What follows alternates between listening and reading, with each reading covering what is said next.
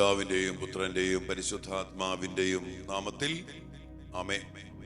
സ്വർഗീയ പിതാവേ, മനുഷ്യന്റെ അവസ്ഥയെക്കുറിച്ചും അവന്റെ ജീവിതത്തിന്റെ ഓരോ മേഖലകളെ കുറിച്ചും വളരെ വ്യക്തമായിട്ട് അങ്ങ് ഞങ്ങളെ പഠിപ്പിച്ചുകൊണ്ട് ഈ അവസ്ഥയിൽ നിന്ന് മനുഷ്യ മക്കൾ രക്ഷപ്പെടേണ്ട വഴികളിലേക്ക്, സ്വന്തമാക്കേണ്ട ദൈവിക ജീവനിലേക്ക് അങ്ങ് ഞങ്ങളെ ആനയിക്കുന്നതിനെ ഓർത്ത് ഞങ്ങൾ അങ്ങേക്ക് നന്ദി പറയുന്നു.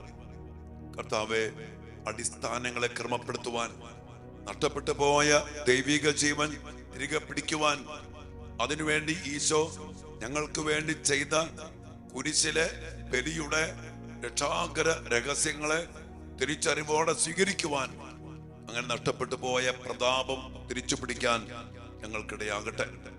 കർത്താവ്, അതിനുവേണ്ടി എല്ലാ മക്കളെയും ഞങ്ങൾ സമർപ്പിച്ച് പ്രാർത്ഥിക്കുന്നു. ഏറ്റവും പ്രത്യേകിച്ച് ഈ പ്രാർത്ഥനയിലായിരിക്കുന്ന ഈ മക്കളെ, ഇവരുടെ കുടുംബങ്ങളെ, ഇവരുടെ മക്കളെ എല്ലാ നിയോഗങ്ങളോടും കൂടെ സമർപ്പിച്ച് പ്രാർത്ഥിക്കുന്നു.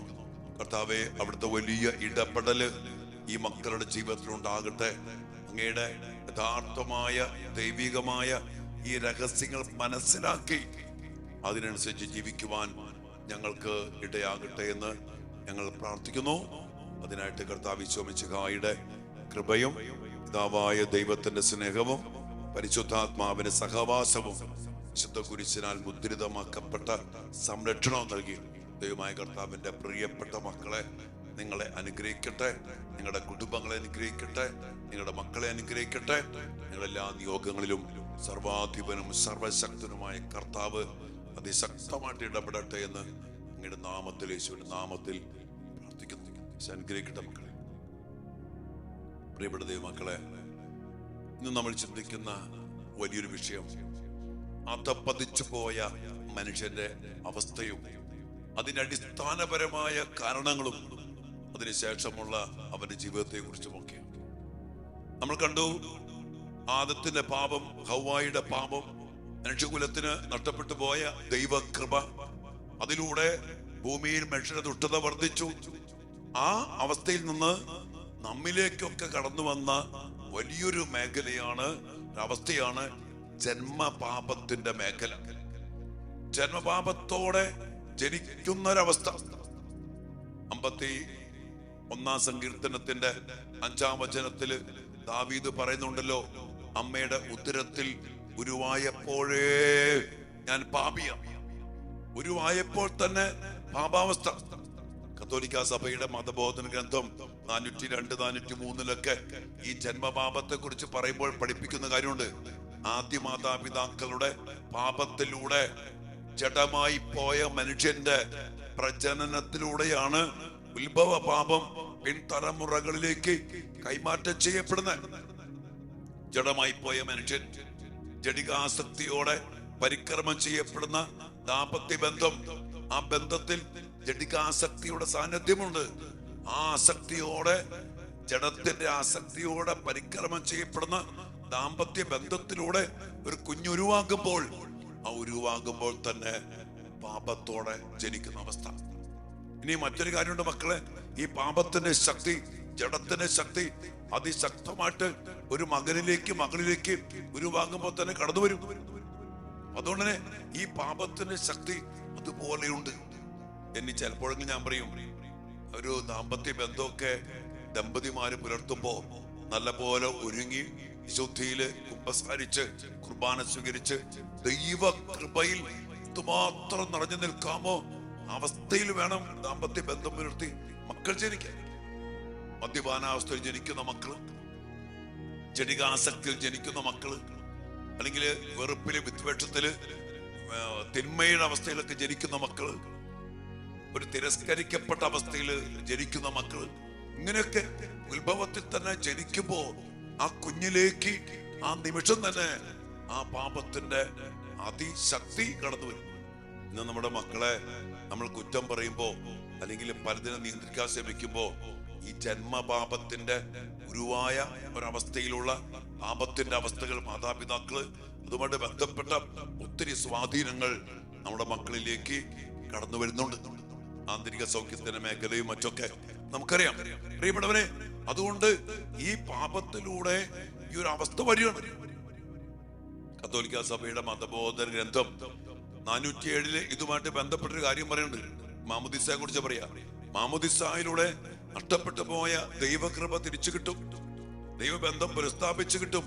എന്നിട്ട് ഒരു കാര്യം പറഞ്ഞോ, എങ്കിലും ദുർബലമാക്കപ്പെട്ടതും തിന്മയിലേക്ക് ചാഞ്ഞിരിക്കുന്നതുമായ മനുഷ്യ പ്രകൃതിക്കേറ്റ ക്ഷതത്തിന്റെ അനന്തര ഫലങ്ങൾ അവനിൽ നിലനിൽക്കുന്നത് കൊണ്ട് ആധ്യാത്മികമായ ഒരു സമരത്തിലേക്ക് അവനും അവളും വെല്ലുവിളിക്കപ്പെട്ടിരിക്കുന്നു.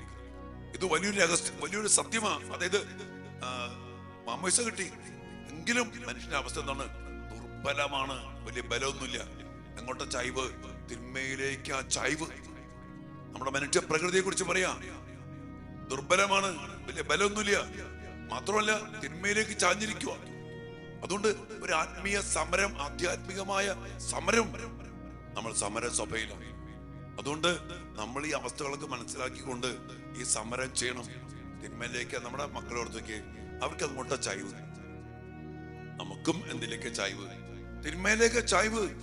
ഒരു മോശമായ സിനിമ കണ്ടാൽ അതിലേക്ക് വീഴും, ഒരു മെച്ചമായ ഒരു കാര്യം കണ്ടാൽ അതിലേക്ക് വീഴും, ഒരു ഫോൺ വിളി കിട്ടാൽ അതിലേക്ക് വീഴാം. മദ്യപാനം, ലഹരി, കൂട്ടുകെട്ട്, കറങ്ങാമ്പൊപ്പ്, തിന്മയിലേക്ക് ചാഞ്ഞിരിക്കുന്ന അവസ്ഥയും പിന്നെ ദുർബലമാണ്, പെട്ടെന്ന് വീണു. ഇത് എവിടെ നിന്നാ വന്നേ മക്കളെ? ഈ ആദ്യ പാപത്തിന്റെ ജഡമായി പോയ അവസ്ഥയിൽ നിന്ന് വന്ന ഒരവസ്ഥയാണ് ഇത് നമ്മുടെയൊക്കെ അവസ്ഥയാണ്. അതുകൊണ്ട് ആധ്യാത്മികമായ സമരം, അതാണ് മക്കളെ ഉദാശ ജീവിതം. അതാണ് പൗലോസ്ലീഹ 2 തിമോത്തി 1:6 പറഞ്ഞ, എന്റെ കൈവയ്പിലൂടെ നിനക്ക് ലഭിച്ച ദൈവിക വരം വീണ്ടും ജ്വലിപ്പിക്കണം. അതായത് പറഞ്ഞ അവന്റെ പൂർണ്ണതയിൽ നിന്ന് കൃപയ്ക്ക് മേൽ കൃപ സ്വീകരിക്കണം. അതാണ് മക്കളെ ഉദാശ ജീവിതം.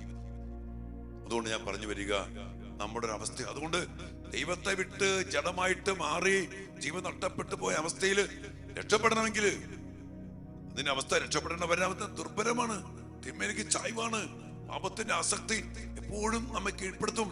ഈ ഒരവസ്ഥയിൽ പ്രിയപ്പെട്ട മക്കളെ, നമ്മൾ ആധ്യാത്മികമായ സമരം ചെയ്തേ പറ്റൂ.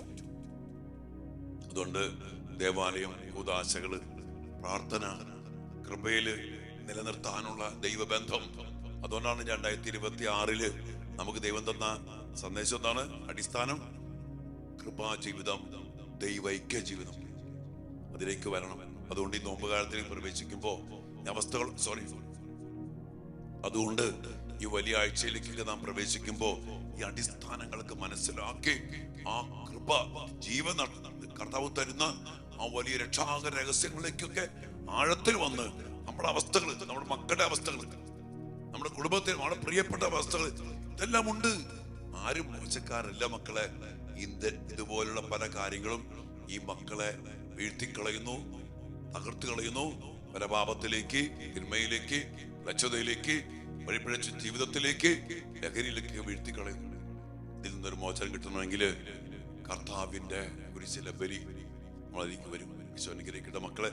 അതുകൊണ്ട് അധപ്പതിച്ചു ഇരിക്കുന്ന, ദുർബലമാക്കപ്പെട്ടിരിക്കുന്ന, തിന്മയിലേക്ക് ചാഞ്ഞിരിക്കുന്ന മനുഷ്യന്റെ പ്രകൃതിയെ മനസ്സിലാക്കിക്കൊണ്ട് അതിൽ നിന്ന് ഒരു മോചനം തരുന്ന കർത്താവ് ഈശോ, ജീവൻ തരുന്ന, സമർത്ഥമായി തരുന്ന, കൃപ തരുന്ന, കൃപയുടെ സമൃദ്ധി കൊണ്ട് നിറയ്ക്കുന്ന ആ കർത്താവിനെ സ്വീകരിക്കണം. അതിനു മുമ്പ് ഈ പാപത്തിന്റെ അവസ്ഥകളെ അവസാനിപ്പിക്കുന്ന കർത്താവിന്റെ കുരിശിലെ ബലി സ്വന്തമാക്കണം.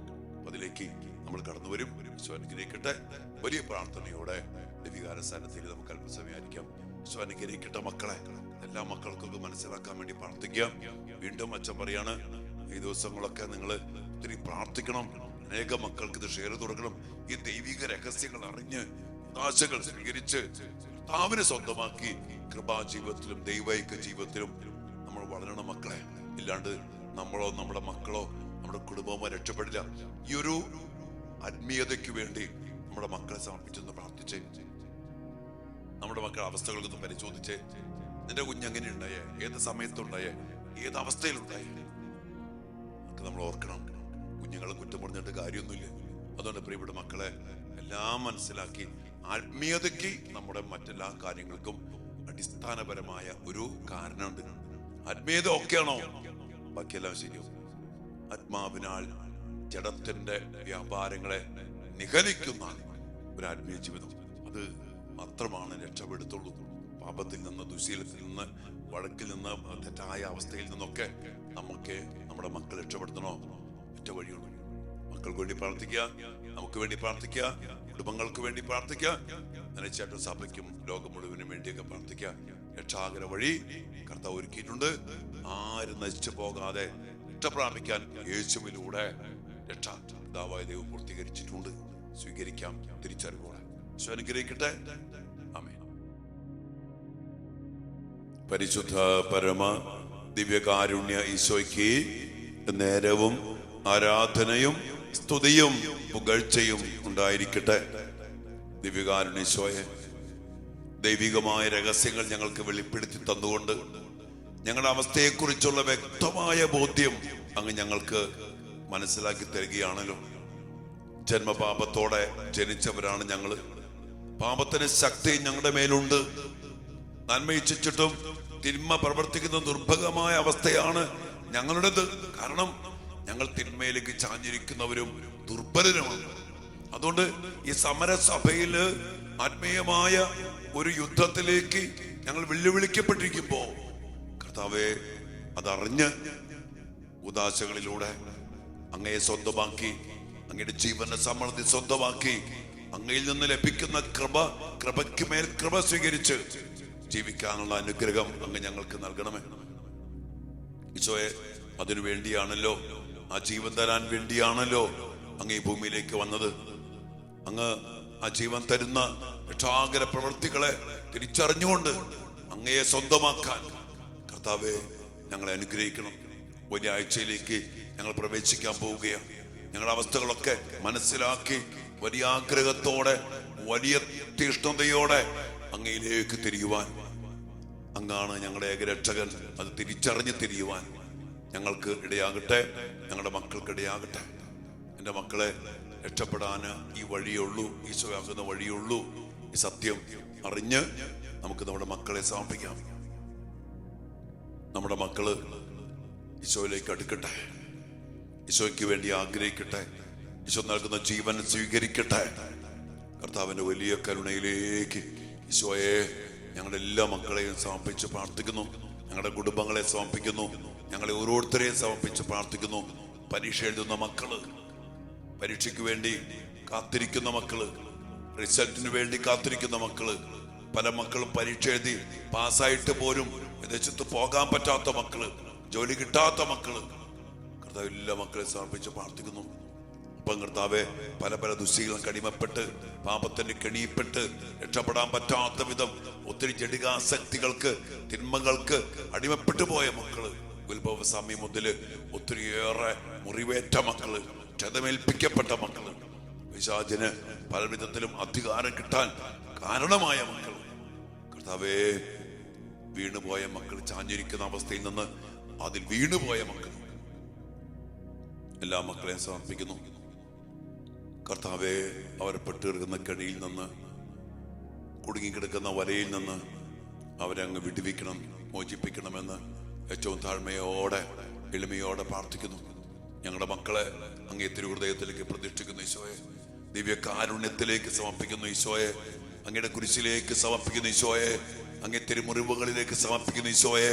അങ്ങേ തിരു രക്തത്തിലേക്ക് സമർപ്പിക്കുന്നു ഈശോയെ. അങ്ങയുടെ രക്ഷാകരമായ ജീവന്റെ സമൃദ്ധി, കൃപയുടെ സമൃദ്ധി ഞങ്ങളുടെ മക്കളിലേക്ക് ചൊരിയണമേ, ഞങ്ങളിലേക്ക് ചൊരിയണമേ. ഒരു ദാഹത്തോടെ പ്രാർത്ഥിക്കുന്നു. എല്ലാ കൃപകൾക്കും അനുഗ്രഹങ്ങൾക്കും വേണ്ടി പ്രാർത്ഥിച്ചുകൊണ്ട് ഈശോയുടെ ആശീർവാദം നമുക്കിപ്പോൾ സ്വീകരിക്കാം. മക്കളെ,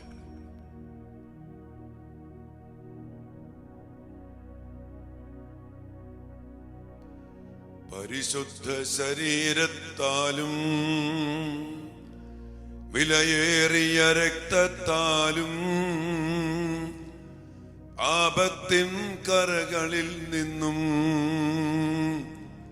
മർത്യനു നീ മോചനമേകി, സകലേശാ ദിവ്യ കടാക്ഷം തൂകണമേ വത്സല സുതരിൽ, നിർമ്മലരായി ജീവിച്ചിടുവാ ചിന്തണമേ ദിവ്യവരങ്ങൾ. കർത്താവ് എല്ലാ കൃപകളും ചൊരിഞ്ഞ് ജീവന സമൃദ്ധിയാല് ഞങ്ങളുടെ വരമാരി ചൊരിഞ്ഞ് ഞങ്ങളുടെ മക്കളെ, ഞങ്ങളുടെ കുടുംബങ്ങളെ വീണ്ടും ബലപ്പെടുത്തണമേ, ശക്തിപ്പെടുത്തണമേ എന്ന് പ്രാർത്ഥിച്ചുകൊണ്ട് ആശീർവാദം സ്വീകരിച്ച മക്കളെ, ഹല്ലേലൂയ യേശുവേ.